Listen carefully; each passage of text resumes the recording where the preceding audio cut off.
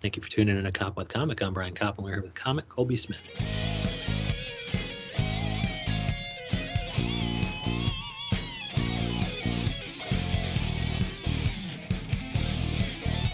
Colby Smith, how the hell are you? I'm doing well, Brian. It's nice to talk to you. Yeah, thank you so much for coming on. Usually you're the radio host, so the tables have turned. That's right. Yeah, it's nice to be on the other end of things for a while. It's way less work. Yes, and I follow you on Twitter. People can see your online comedy, and I guess your show is also online. You know, there's an app for it. It's Radio Free Brooklyn. But I follow you on Twitter. You're Colby J. Smith. That's and then right. on Instagram, you're Colb About Town. Mm-hmm. You And got it. Yeah, let people know about this app that you got. The Radio Free Brooklyn has an app, and you're just one of the great shows on this app. It's true, yeah. So Radio Free Brooklyn is a nonprofit internet station that's based here in Bushwick, where I live, and I've been doing like a talk call-in comedy show for them it will be 4 years in November. So one of the longest running shows there. The station's only about 5 years old. You're an elder state. That's exactly statesman. right. Yeah. In fact, at a meeting recently, the station manager was like welcoming some new hosts, and he was like, by the way, Colby is here, and everything that's ever gone wrong has happened to Colby. So if you have a question, he has an answer for you. Yeah, quite the plug. Everything goes wrong with Colby. I did once go in the studio, and there was like music playing over like the first 15 minutes of the show. Oh my Just gosh. like a host had like forgotten to like close whatever app he was using to like DJ the previous show, and it was just like it was like his password. It was a nightmare. Yeah, my dad was a long time, radio fan. Like, he does nothing but listen to music and talk radio, etc. And so one time he finally got the chance to be a DJ, and he was, at the time, this was his second career, so he was 60 something, didn't know computers, and like I think there was like a minute of dead air because he didn't push a certain button, and that's like a no. And so I think he got let go shortly thereafter. But I think his 5 seconds of fame was it probably told him enough to be like, all right, well, that scratched my itch, and it let me know that maybe I should have gotten into radio back when it was just levers and buttons and not computer programs. Yeah, you can do all kinds of stuff with it now. Yeah, and so as long as you master it, as long as you're Colby J. Smith, that's fucking fine, because you can rock and roll, and so you're perfect at it now. And so, I mean, it was a call-in show before, so you actually had people like, what time was your show? Did you actually have people during traffic jams call in and be like, Colby, long-time listener, first-time caller? Well, it was and still is on Sunday mornings at 10 o'clock. So a lot of times people would be like walking to yoga or like... or to church. Yeah, exactly. Going to the farmer's market and just like calling on the way. But I did have one of my favorite things about doing the call-in version of the show is like you really just have no way to tell who is going to be your guest at any given time. And it was a way to kind of like tap into your New York weirdos, as you know. And I had this woman. Do you know who Mother Pigeon is? No. So Mother Pigeon is a artist who has like been in New York forever and sells these like pigeons that she makes out of felt and chicken wire in Union Square. And she called my show every week for like a year and a half. God bless her. Was she interesting? I mean, she must have been fascinating. Oh, she was incredible. She would like she would like listen to the whole thing and then call up and like talk shit about the other callers and just be like, this person doesn't know what she's talking about. And did she plug herself at the end and be like, and by the way, Pigeon Lady, Union Square, Sunday at 11? No, she would remain completely anonymous. It took me so long to find out who she was. And did you ever meet her in person in Union Square or no? I have met her in person, yeah. Yes. Do you see I'm Colby Smith? And she's like, God bless you. Sweet. In fact, another listener sent me one of her felt pigeons, and I still have it. It's one of my prized possessions. Is she still with us? Is she still on the site? She is. Oh, yeah. She's still around. She's, you can find her on Instagram at Mother Pigeon NYC. Yes. I think it's Mother Pigeon NYC, but it's definitely, if you type in Mother Pigeon, you'll get to the right place, okay? There's not a lot of other competing Mother Pigeon accounts. So, and she probably has, millions of followers. Yeah, and she's, like, really sweet, and she was just, like, a huge part. She's a huge part of the show's history now, so... We love Mother Pigeon here at Radio Free Brooklyn. And so after the pandemic, like, there wasn't as many people kind of up and about. Everybody was at home, so they couldn't call in. So now you have guests, like you have other comedians and stuff like that. Yeah, usually how I would structure the show is I would have a guest or two, and we would kind of set a topic on the table and take calls on that topic. But now that I have to do everything from home, it's just like there is a way to do that, through Zoom, but it feels like way more to ask of people than just dialing a number on their phone, Yeah. So I've kind of just been pivoting to the having guests, and it's either a straight interview, like I had Molly Lambert. She was a Grantland writer for a long time, and now... shit, the Grantland writer Molly Lambert. I totally remember. Yeah. I love Grantland, and I think I remember Molly Lambert. Was she sports or music or culture? She might have been. She was kind of culture. She would review Mad Men, and then she talked a lot about a True Detective and pop music and stuff. She had this podcast called Girls in Hoodies with Tess Lynch and Emily Yoshida that I listen to all the time, and that trio is now they're hosting Night Call. Now I'm plugging someone else's show. What am I doing? But some of these people I had a big time booker for Caroline's on once, and he said, dude, there's some podcasters who can sell out Caroline's in a second. They have such a rabid following, and he could have mentioned that. He mentioned one person. It sounded like Girls in Hoodies, but I don't know. Is she New York City? L.A. Oh, okay. All right. Yeah. Yeah, those Grantland people, they're badass. Like Steve Hyden was a big music writer for them, and taking the albums of the day and relating it to things in your life. Sometimes they take you on a journey, man. I used to write music reviews too, but these people are on a fucking different level. They spend so much time in these fucking articles, but it seems so effortless.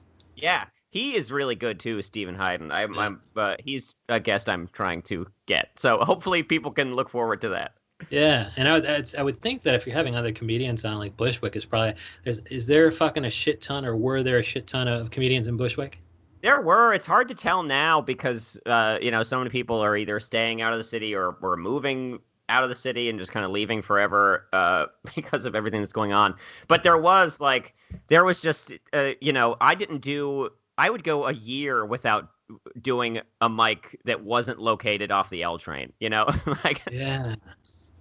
There was just a really nice little network of weeknight open mics just in and around Bushwick that was a really nice little community. So I am kind of missing that these days. Yeah, I think I Chinook to Sarah, and he said something like, dude, you can actually get some fucking mics in Brooklyn where there'll be people in the audience listening attentively. And I'm like, no fucking shit. That's a miracle. Is that true? It is true. It's rare. It's they're hard to find, but once you find them, it's you will never go anywhere else. Yeah, he's so funny, Chinook. He's so funny. Yeah, he's fucking amazing. And then, did you ever have Lana Schwartz on? She's a comedian. She also does some big writing. She wrote a book about choose your.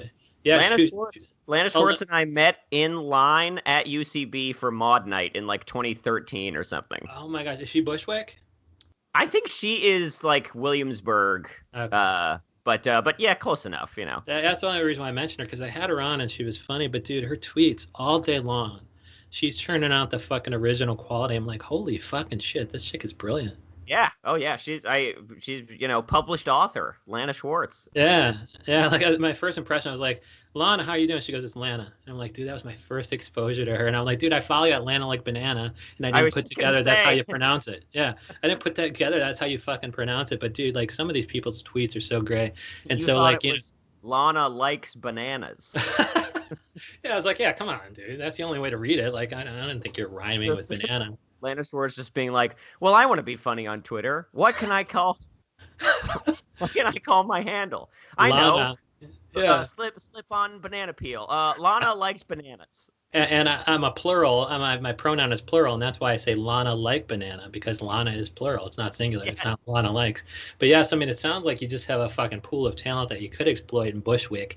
The minute it goes, it's a little bit less quarantine, but then you would just start up the radio show because it sounds like traffic is starting back up and people are starting to leave the house again. So when are you going to start up the old format? I don't know. Hopefully soon. The station has its own kind of rules about quarantine and that kind of thing, and what we can do to keep people safe. But the big thing is right now is that guests or hosts rather are allowed back in the studio if we take a certain number of precautions, but there is still a ban on guests at the moment just because we don't know what people are bringing with them. So as soon as guests are allowed back in, I will be back in doing the show in its old format. But in the meantime, yeah, just trying to get some good guests, trying to have some fun conversations, and just keeping the momentum going even through all of this. Definitely at the beginning when I thought this was going to be way shorter, like all of us, I was just like, well, I can just like use my shitty computer microphone for this. It's only going to be temporary. And now I just like, I've got a nice microphone. I've got nice headphones. I'm like, yeah, you sound great. Unfortunately, you sound great, which means you put in the investment. Yeah, exactly. At the beginning, I was like, dude, I can let me just keep kicking over these dates. You know, a bunch of dates at QED that had yet to be booked. I was like, oh, again, let me kick it over a month. Let me kick it over a month. And then when I realized this shit wasn't fucking like the step phase in process was so slow. I was like, he's starting with this, and then he's going to wait 2 weeks, and then he's going to go to these and wait 2 weeks, and that 2 week is going to monitor whether or not even to go to the next stage. I'm like, they're never going to get to podcasters. And so I was like, and the studio at fucking QED is pimp, but it's small, it's tiny, and it's like I would be the person who would spread it among everybody. Like if I got it, everybody in the community would get it, because if I had 10 comics a day and then they go to open mics and shit, they're fucked. Yeah, and you're so a super spreader. I'd totally be a super spreader. And so how did you figure out that was kind of the format that you liked? Is it because, there was so many New York City characters, and, are you, you're a comedian yourself, so are you trying to work in your own, like, is it enough to be Colby Smith radio guy, or do you want to be known as Colby Smith hilarious radio guy? Well, I was always doing stand-up at the same time as doing the radio show, so I would meet people that way that I wanted to have on, and I would actually find that it worked the opposite way, where rather than try and, just kind of do my material on the air in the context of the show, I would actually find it to be a good way to generate ideas for bits to then do on stage later. They were the material. The call-in people were the material for you. Exactly. Yeah. Pigeon Lady turned into a bit. Pigeon Lady specifically did not turn into a bit, but definitely things she said sparked ideas. Yeah. But yeah, I mean, it all just came from wanting to rip off Tom Sharpling, because I was like a Best Show listener for a long time. I mean, I just like grew up listening to like talk radio. Like my dad and I would listen to Car Talk all the time on NPR. Okay. And then when I finally like got around to listening to the Best Show, which I was like pretty late in its run on WFMU, I was like around for the last like year or so of its run, and now it's he's like continued to do it independently, but I was just like so happy that I got to be there for a little bit of it. And what did you like so much about it? I think I like the like the call-in feature, just like it just creates this built-in community around the show that I really responded to, and it's easy to feel like, and he goes for 3 hours too, so it's like easy to feel like you know him, even though of course you don't. But I really liked that, and he has talked too about how there's such an aspect of like theater that goes along with doing radio. Like you can just say that something is going on in the studio, and then it's true, like it doesn't have to actually do you do that? going on. Oh yeah, absolutely. I just lifted that completely. I would talk about how I was like in fights with other DJs at the station, and the station was like trying to shut me down and stuff like that. And meanwhile, getting along perfectly with everybody there because it's like such a great community. And the call-in people are totally on your side. You're like, get that DJ on the phone. That fucked already put music on your set. I hate that guy too. Yeah, exactly. Wow, that's so cool. Like I kind of want, if I ever did stand-up, I would need to be like a shtick, and I like the shtick of going up and just like seem like I'm beefing with somebody in the audience immediately. Like just start, like even before I take the mic, I'm already talking, and I'm like, nah, fuck you, like, I can't believe you did that thing that time. And just get real specific, about it. And then you borrowed my numbing cream for your dick with your fucking lidocaine, like start beefing the entire time, because people would probably think it's true at an open mic. Oh, sure. Because, if you're a podcaster of comedians, like I probably do know a lot of people in the audience. Oh, but yeah. I suppose it would stop working at some point when you start getting real audiences, like the attentive people in Brooklyn. Right. Yeah. Everybody in Brooklyn just really loves comedy. They just, they think it's so cool. Do they? No. I mean, if you have attentive audiences, I would think that they're totally open to at least a woke comedian. Sure. Yeah. I mean, every area has its own sensibility, Yeah. and it's easy to. I think one of the things that I talk about with like other comedians a lot is like a lot of it is just finding a room where people will not make fun of you. Like it's just like if you find a mic that you feel like aligns to your sensibility, maybe a little closer than others, just like keep going to that one. Like you don't have to work too hard. You don't have to like win over a room. Like if you want to do dick jokes and and you go to a mic where dick jokes always bomb, you can find another mic. It's not cheating to like go to a place where people like you. You know? Yeah, and do we think like so I mean that runs counter to some of the bullshit that I love Comedians in Cars with Jerry Seinfeld, but they're of the mind that to go mainstream like they did and super huge mainstream like they did, Right. you need to work every room. Like Jay Leno was like, oh well, some people only go to the Wednesday mic here, but it's like no, you already got those people. Go to the Thursday mic in Harlem or whatever. Right. And I don't know if that's true because like if you are a certain type of comic who does well with a certain audience, and you're still exposed to an appropriate opportunity for you, you still could get a special. Yeah, And I mean, it's just a matter of like, how much does this crew of people love you? Totally. And is that crew of people big enough at home that they're going to stream the special? I would think so.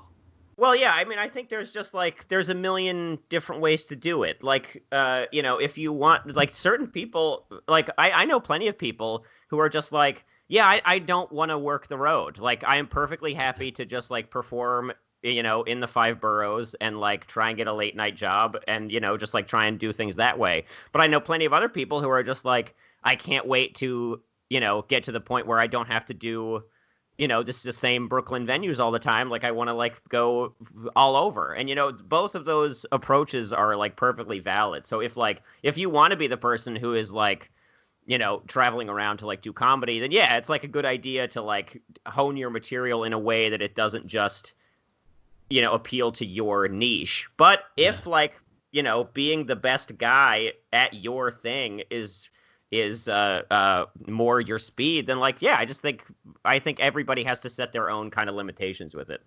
Yeah, because if you're the best guy at your thing, presuming your thing is big enough, like I would just think if you're the dick joke guy, like yeah, just go do clubs everywhere because everybody's drunk and they'll appreciate the dick joke. Like yeah, when you do the clubs across the country, I think you also get a certain way. You're like, I'm the best guy at this, but what this is really broad comedy that appeals to the drunk, horny audience, and that's its own thing. And so I would even think that working the road, it's like now you're standing down your material to the point where it no longer has a voice. And right. So if you're if you're that. Yeah, so if you're really great at your thing and you're presented with an opportunity, like, dude, everybody loves your shit because you're always talking about superheroes, Patton Oswalt, and that niche is big enough where you can fucking you can get everybody at Comic-Con, and it's huge now. We'll give you a special. And so, I mean, some of this, like, I know you like Todd Barry, and so, where would you put him on the spectrum of niche versus kind of broad comedy?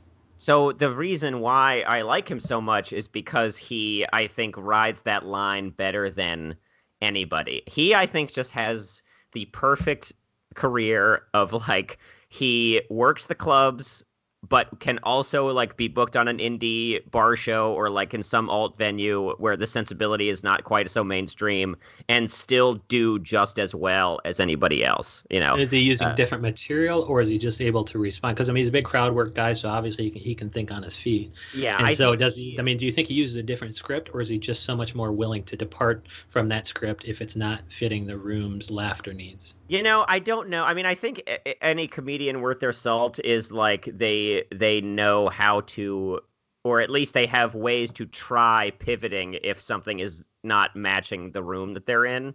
Yeah. But I do think that he and like the crowd work specials like kind of hint at this, where he is very good at being aware of the room that he's in and like just knows how to operate in those settings. Like he has an album, it's called From Heaven from 2008.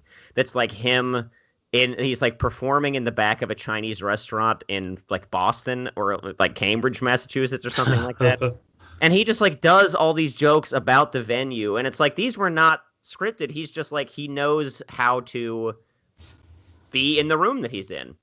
And is that something that you pride yourself on? Like, are you somebody who can be in the room and totally, flip the script if you want to comment on things in the room, or if, your previous script isn't really playing with the audience, you're able to kind of think on your feet and go where the laughter is? I don't know if I can claim to have that skill yet, but I do Yeah, know yet. it is Yeah. something I am interested in having for myself. Yeah. Yeah. Yeah, what an invaluable skill. And what kind of stuff are you talking about stage? Are you, I mean, I suppose you're just lifting it directly from the pigeon lady. So you must be Yes. you must be observational, but are you kind of taking some of these, crazy calls that you're getting or even things that you're making up that are happening in the studio and bringing them on stage and trying to relate them to your life? Like, I'm also crazy. Or are you staying strictly observational?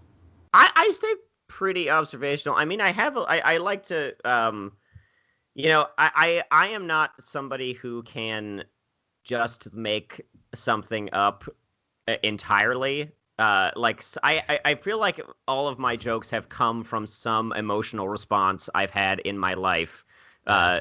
to even just something like very like stupid or normal that just like happened at a restaurant. Um, but even if the bit itself like grows and changes to be not entirely related to the situation in which I like first had the spark of the idea, I like to keep true to the sort of like emotional response that prompted that kind of creative spark to begin with. So Yeah. for example, I have jokes that kind of start with like this bartender said this funny thing to me. You know what I mean? And like usually it goes in a direction that I'm like not expecting after you like try things out and they don't work and then you just like try all these other things. Uh, but like the beginning of the joke, I feel like is usually true for me. Good.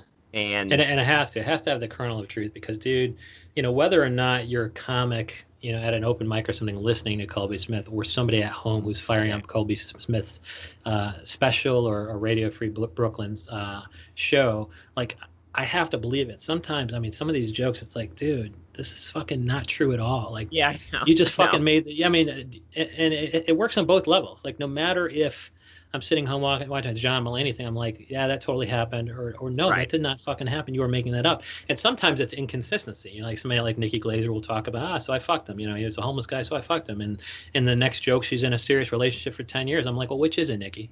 Right, right. Yeah, I mean, some of that. I mean, I have tried to at various points of like doing stand up to like be a little more ironic in that way, and I just don't think audiences accept it from me. I just Yeah, think that I have gotten more response from being much more true to life and much more down to earth, just because I have like my voice sounds like a 1950s dad. Like I have kind of like a I have kind of a baby face. Like people are expecting me to be a certain way, and if I can be that way a little bit while also kind of subverting that expectation, I think that's kind of the lane that I uh, uh, operate best in. And you only learn that kind of thing through trial and error. You kind of only yeah, learn. Like I've tried over the course of years to like do material about like dating or whatever. Even like you try to push yourself beyond that because that's such an easy crutch for people. But every so often I'll like have a thing that like, oh, I just think this could be a bit, and it just like never works. Like I just think people don't want to hear me like talk about fucking. Like they just yeah. don't. They just Good. they see me and they take in everything that I am, and they're just like, no, this guy is like too wholesome. Like like Yes, the audience and will. it's I feel the The same. I feel audience tells you sorry. who you are. The audience Yeah, tells you yeah, who you are. yeah, Right? You're meeting them halfway. It's like, exactly. yeah, I think this is funny, and you think this subset of my stuff is funny coming out of my mouth. Right, Whereas I can also send my jokes to Anthony Jeselnik, and he'll be able to rule with my fucking jokes. right, right. So it's all a matter of like you try to push their understanding of you. You push the edges of it rather than step Yeah, completely beyond it. yeah. You Um, try to push the boundaries a little bit. You don't want to be. You don't want the definition of Colby Smith to be too small or narrow. Yeah, exactly. But yeah, all of that stuff like Bardia, Salimi, or like Joe Rumrill or people like that who really like work in the none of this stuff is really true. Like I'm not revealing like the details of my life at all. Like I love that stuff. Like I love like watching those two guys perform because it's just like they have found a way to reveal who they are without revealing like specifics. You know what I mean? Like Like, you watch Joe Rumrell do his jokes about like cartoons and stuff, and it's just like I don't know anything about this guy's life, but I know him. You know? Yeah. And like, I don't know. I really respond to that stuff, but that doesn't necessarily mean it's something that I can do myself. But yeah, I mean, the biggest thing with comedy is to know yourself, and it sounds like you do. And maybe that happened via the radio show. And so they can fire up Radio Free Brooklyn, and it's an app they can download, and then they just listen to it on the phone. Well, so so if they want to stream it live, my show is on Sundays at 10 on Radio Free Brooklyn, and then we have 24 hours a day of programming.